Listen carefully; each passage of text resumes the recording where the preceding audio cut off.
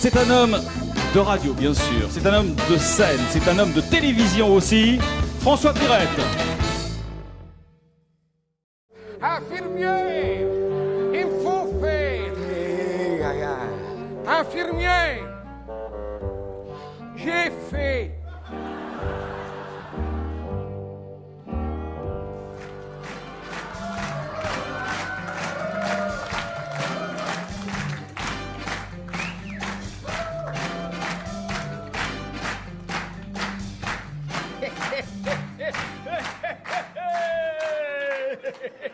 Oh, que je suis content de vous voir. Je ne m'attendais pas à vous voir aussi nombreux aujourd'hui. Franchement, ça me touche. Au prix de l'essence. Je me suis dit, il n'y aura personne. C'est vrai, hein, depuis le temps que vous avez réservé, j'aurais compris que finalement, vous auriez changé d'avis. C'est vrai, il y en a qui viennent de loin. Oui. D'où est-ce que vous venez? De Skepdal, ça existe, ça. De Skepdal, hein? Et vous comprenez tout ce que je raconte. Skepdal, mais c'est loin, ça. Il y en a qui viennent de plus loin encore? Moi, je sais pas, Genneval. Genneval. Ah bon, voilà. Oui, bah oui.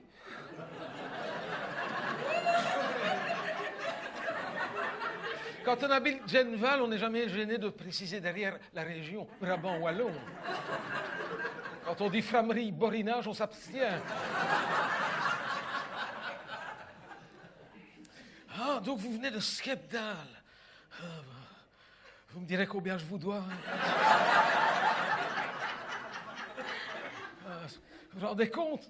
Vous en avez eu pour plus cher de plein d'essence que de billets d'entrée. Ah, et pourtant, c'est pas donné. Hein. Ça ne va pas. Hein.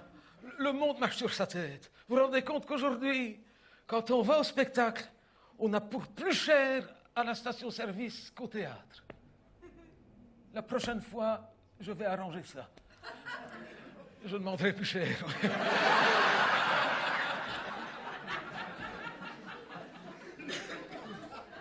Non, mais ça devient impossible, hein.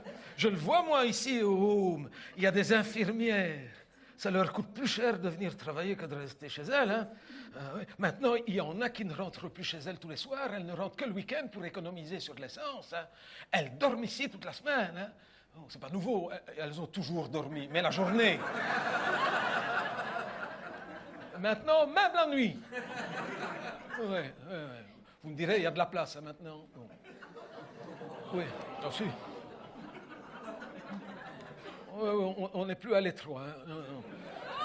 Ouais. Ça a d'ailleurs créé quelques tensions parce que ici, les chambres particulières sont beaucoup plus chères que les chambres communes. Mais une chambre particulière, c'est pas si grand que ça, hein. Mais c'est beaucoup plus cher. Oui, mais ceux qui étaient dans des chambres communes à 6 et qui se retrouvent tout seuls maintenant, ils ont des suites. Hein. Pour le prix du CPAS. Non, je vous dis, ça va mal. Et quand je vous dis qu'il y en a qui dorment ici, c'est pour les plus âgés, parce qu'il y en a qui ne peuvent pas dormir ici, qui doivent rentrer chez elles tous les soirs, parce qu'elles ont des enfants. Ça, c'est beaucoup plus grave. Il n'y a pas longtemps, je vais me promener dans le couloir des infirmières, là où elles ont leur bureau et le secrétariat, et il y avait la porte de la petite kitchenette où elles vont prendre leur café qui était entrouverte. Et j'entends quelqu'un pleurer. Je vais voir, c'était une de mes préférées, une jeune femme, je la connais bien. Je dis, qu'est-ce qui se passe? Oh, je viens de faire le calcul avec mon mari. Je vais devoir arrêter de travailler. Mais pourquoi? Vous êtes une des meilleures, une des plus efficaces, une des plus gentilles. Je dis, non, mais je perds de l'argent en venant travailler, je gagnerai à rester chez moi. Pourquoi? Pour l'essence. Oui, je comprends. Je dis, ben, on va trouver une solution. Hein. Vous n'allez pas abandonner une carrière comme ça. Vous roulez au diesel. Ah oui, qu'elle dit. Je dis, bien écoutez, je vous donne un truc. Il ne faut pas le dire. Hein. Vous le tenez pour vous. Hein. N'en parlez même pas à votre mari. Bon, vous roulez au diesel. Il faut que ce soit diesel. Hein. Oui, qu'elle dit. Le matin, quand vous partez de chez vous, vous partez à quelle heure? 6 heures. Eh bien, à 6 heures, plutôt que d'aller faire le plein à la station, vous passez à votre chaufferie. Vous faites le plein à la chaufferie. Ah bon? Oui. Et ça va marcher. Ben, évidemment, c'est exactement la même chose, si ce n'est que ce n'est pas la même couleur. Mais en cas de contrôle, comme ça, ils peuvent dire si vous avez mélangé. Mais à 6 heures du matin, ce serait vraiment jouer de malchance que vous ayez un contrôle, hein, madame. Vous êtes sûr? Oui, oui, oui. Voilà. Elle dit, ben, le garage est juste à côté de la chaufferie. Ben, c'est encore plus simple. Donc, demain matin, en partant, un petit tour à la chaufferie. Hop! Faites le plein. D'accord. OK, ça va, à demain. D'accord. Et le lendemain, vers 6h, 6h15, il y avait déjà un moment que je ne dormais plus, je ne dors pas très tard, mais j'étais encore dans mon lit. J'entends...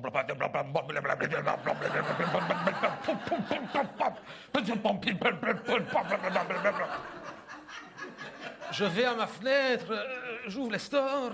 Qu'est-ce que je vois, cette femme-là arriver? Elle se chauffe au pellet.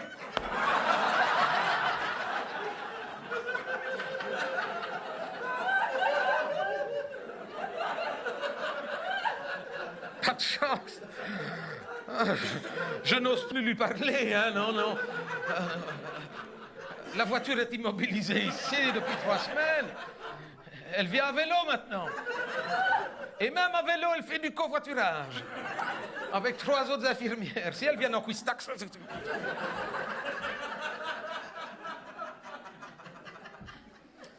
Ah oui. Mais le covoiturage, c'est l'avenir, hein. Ah oui, c'est dommage. Genneval, c'est pas sur la route de... D'où est-ce que vous m'aviez dit encore? Skepdal. Hein, ça ne sortira pas facilement. Hein. C'est pas sur la route. Pour venir, ah, c'est dommage, parce que vous auriez pu venir en covoiturage. C'est l'avenir, hein. C'est l'avenir. Ici, on le voit au haut. Maintenant, ce n'est plus que ça, covoiturage. Même les enterrements. C'est aussi, ne riez pas, madame, si je vous le dis. Depuis quelque temps, à cause du prix de l'essence, les pompes funèbres ne s'en sortent plus, ou alors elles seraient obligées de beaucoup trop augmenter leurs tarifs et les familles ne pourraient plus suivre. Donc maintenant, enterrement sans covoiturage. C'est minimum 4 morts d'un coup. Enfin, d'un coup. Non, on n'a jamais 4 morts d'un coup, hein. Non. Il faut attendre qu'il y en ait 4. Oui, ils ne déplacent plus le corbillard pour un seul. C'est des corbillards à 4 places.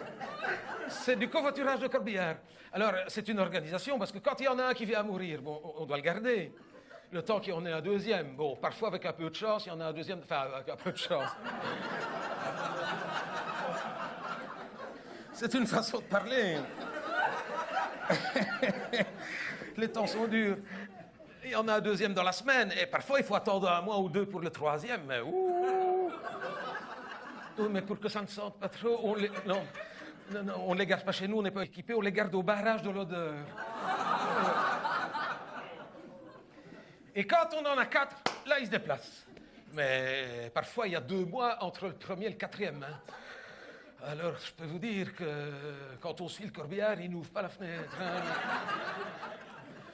Ouais. Mais c'est un corbillard réfrigéré, du coup. Hein.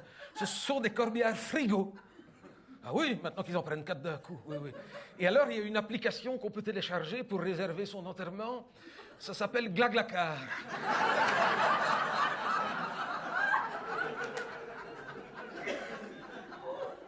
Et comme ce sont des enterrements groupés en covoiturage, évidemment, il ne faut pas 4 cimetières, autrement ça ne servirait à rien. Ils enterrent tout le monde au même endroit. Hein. Ça, les familles n'ont pas vraiment le choix. Enfin, si, c'est toujours dans la même région, évidemment. Ici, dans la région, ils enterrent à Larède. Vous connaissez Larède? Eh bien, ils enterrent ici à Larède. Dans le Brabant wallon, c'est à Louvain-la-Neuve. Chez vous, je ne sais pas, mais du côté de Charleroi-Namur, c'est à Sambreville. Oui, Larède, Louvain-la-Neuve ou Sambreville, parce que ce ne sont pas des vrais villages, ce sont des fausses communes. Voilà.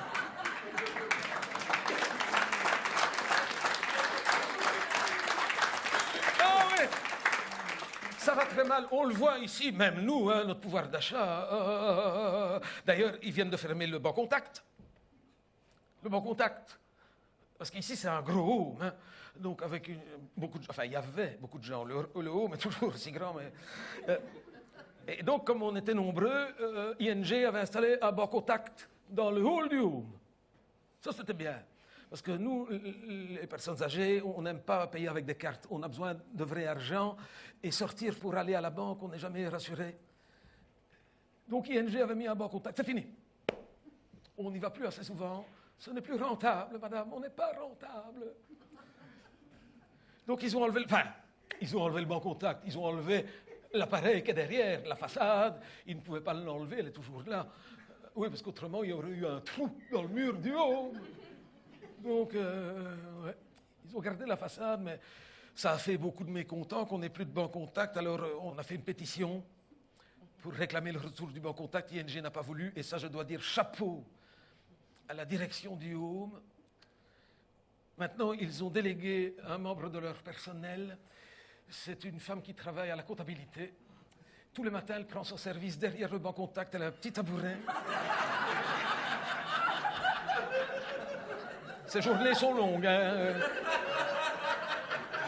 Heureusement qu'elle a Netflix sur son téléphone. Hein, parce que... Et alors, elle a un petit tiroir avec des billets de 5, des billets de 10, des billets de... Tu sais, comme dans le Monopoly. Et des pièces. Ben oui, comme c'est quelqu'un, tu n'es pas obligé de demander un contrôle, tu demandes 72,50 €, elle te donne des pièces. Ça, pour ça, c'est bien. Oui. Le problème, c'est que quand on se trompe de code 3 fois de suite, elle est obligée d'avaler ta carte.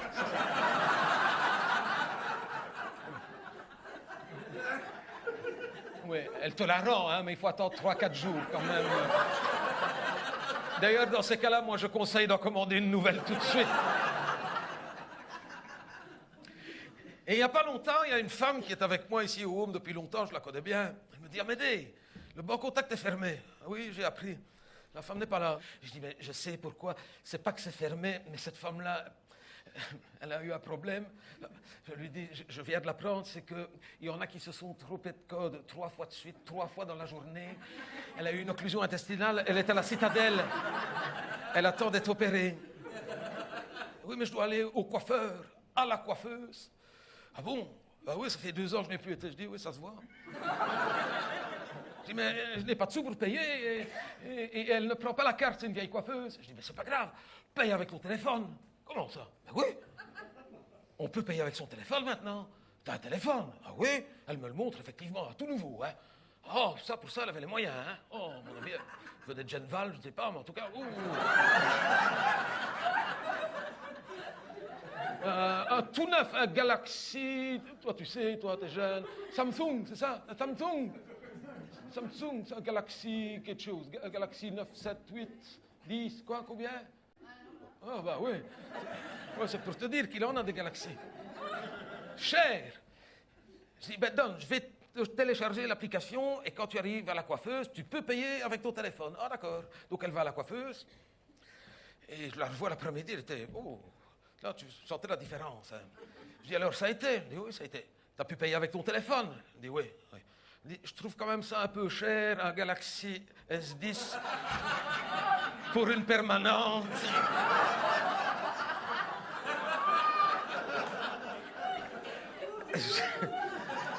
Je dis, comment ça? Ben oui, tu m'as dit que je pouvais payer avec mon téléphone. Et alors, ben, elle l'a pris sans discussion. Je dis, mais elle t'a quand même rendu la monnaie. Oui, un vieux Nokia et un Ericsson.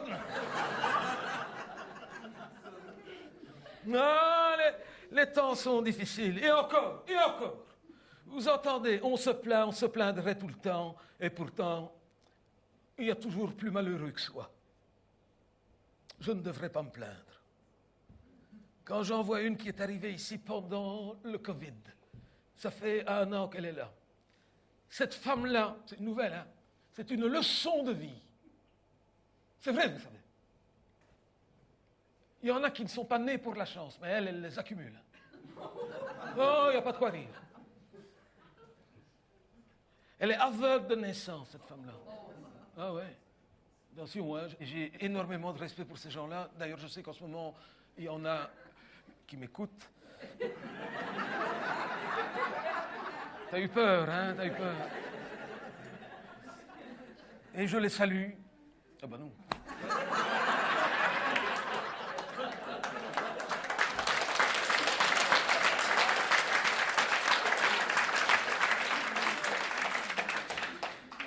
Non mais allez, sérieusement, cette femme-là, il y en a qui ne sont pas doués pour la chance. Elle est aveugle de naissance.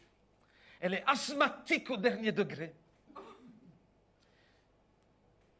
Elle est allergique aux poils d'animaux. C'est beaucoup pour une aveugle.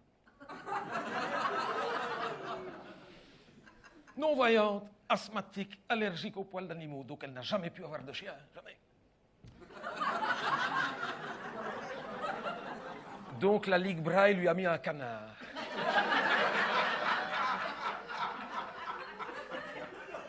Un canard d'aveugle. Mais dressé, hein, à la laisse. Et c'est intelligent, un canard. Hein. C'est une femelle, d'ailleurs. Oui, une canne, blanche. Oui.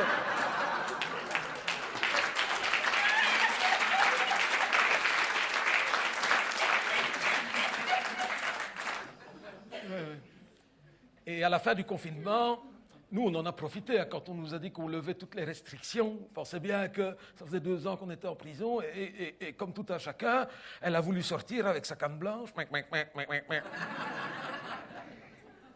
de chance. Quand je vous dis qu'il y en a qui ne sont pas doués pour la chance, la type pas qu'elle va au restaurant chinois. Et alors, elle m'a raconté comment ça s'est passé. Moi, je n'étais pas avec elle, donc il paraît qu'elle arrive au restaurant chinois, qu'elle accroche la laisse du canard à la chaise, comme ça. Et le canard était à ses côtés. Et pour ça, les Chinois, toujours très gentils, voient le canard et, comme pour un chien, lui amènent une bassine d'eau. Et le canard est monté dedans, évidemment.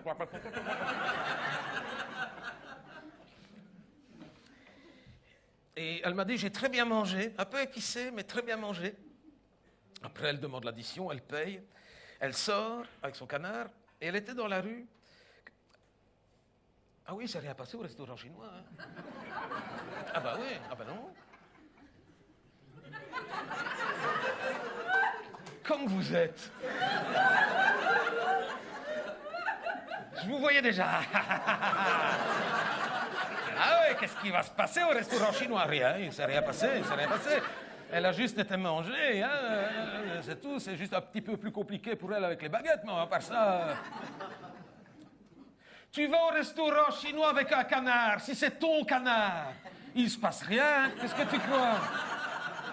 Tu peux faire l'expérience, va dans un restaurant chinois, tu viens avec un canard en laisse, le cuistot va pas sortir avec ça, ben non. Ils sont éduqués, ces gens-là. C'est ton canard, c'est pas leur canard. Vous avez ces préjugés, vous, alors? Non, c'est dans la rue. Dans la rue, à un moment, elle croise un camarade à elle, avec qui elle avait été à l'école Braille quand elle était petite, mais elle l'avait perdu de vue depuis des années. Ben oui, évidemment. Mais elle le reconnaît d'autres toilettes. Elle dit... Oh, Gilbert, c'est toi? Oui, c'est toi, où es-tu? Ah, ils se sont reconnus comme ça, des années qu'ils ne s'étaient pas vus, tu me diras, oui, évidemment. Je ne m'en sortirai jamais dans cette histoire. Et il parle, mais elle ne se rend pas compte que lui, il a un épagnol d'aveugle, chien de chasse, hein, évidemment. Le chien n'a jamais compris que le canard et lui étaient de la même espèce. Qu'importe qu'il soit canard ou chien, ils étaient d'abord d'aveugles. Chiens, ils sont foutés éperdument, on pensait bien. Elle s'est pas rendue compte tout de suite qu'il se passait un drame. Hein. C'est quand elle a été traînée par le chien sur 30 mètres. Dans le noir, elle a essayé de les séparer, mais elle a été mordue par le chien. Oui, mais mordue par le chien. Allergique au dernier degré. Ça a gonflé. Ça s'est infecté, on n'a pas pu la soigner. Ça a commencé à gangréner, on a dû l'amputer de la main. De la main gauche. Bon, heureusement, elle lit de la droite. Mais quand même. Quand je vous dis qu'il y en a qui ne sont pas doués pour la chance, elle n'a plus de canard. Donc la Ligue Braille est venue la retrouver en disant, bon, on va vous remettre un canard. Je ne sais pas, ouais, il va falloir nous laisser le temps, hein, parce qu'il faut le couver, parce qu'ils les prennent très jeunes. Hein. Elle dit non, un canard, non, j'étais trop attaché à ma petite canne, sa canne blanche. Non, je ne veux plus de canard, mais un chien, vous ne pouvez pas non plus. Non, non, ils ont dit on va se débrouiller, ils lui ont mis un iguane d'aveugle. Oui, ça, pas de problème. Ça, pour ça, la Ligue Braille, ils sont formidables. Vous connaissez la Ligue Braille? Vous connaissez la Ligue Braille? Louis Braille. Vous connaissez Louis Braille? Louis Braille qui avait inventé le braille, hein, voilà. Alors que Louis Deleuze avait inventé le Deleuze.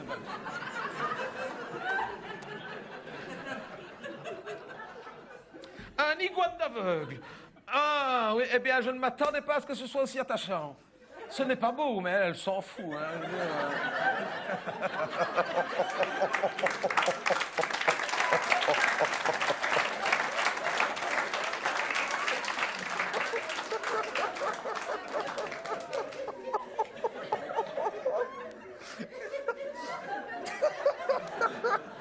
Excusez-moi, je n'y avais même pas pensé à ça. Au secours. Je suis fatigué. C'est vrai que c'est pas beau, un iguane.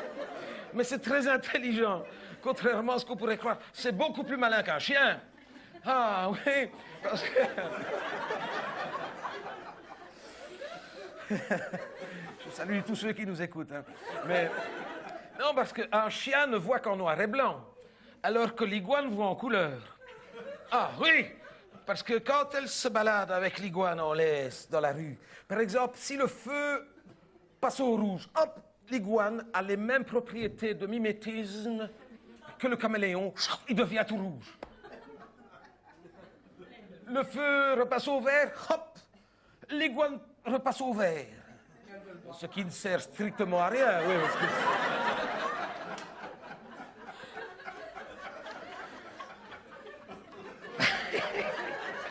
Et à l'autre qui dit, ah oui, c'est bien, c'est intéressant. Ça sert à rien. Rien du tout.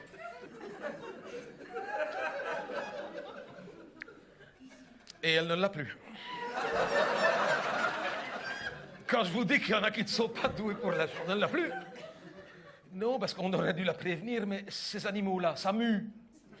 Ah oui, tous les 6 mois, ça mue, ça change de peau. Oui, mais avant de changer de peau, ça se déshydrate et ça se contracte. Et ça sort de sa peau comme ça. Ah oui, donc il est sorti de son collier, elle s'en est jamais rendu compte. Ça fait 6 semaines qu'elle se promène avec une peau de cervelas. Hein.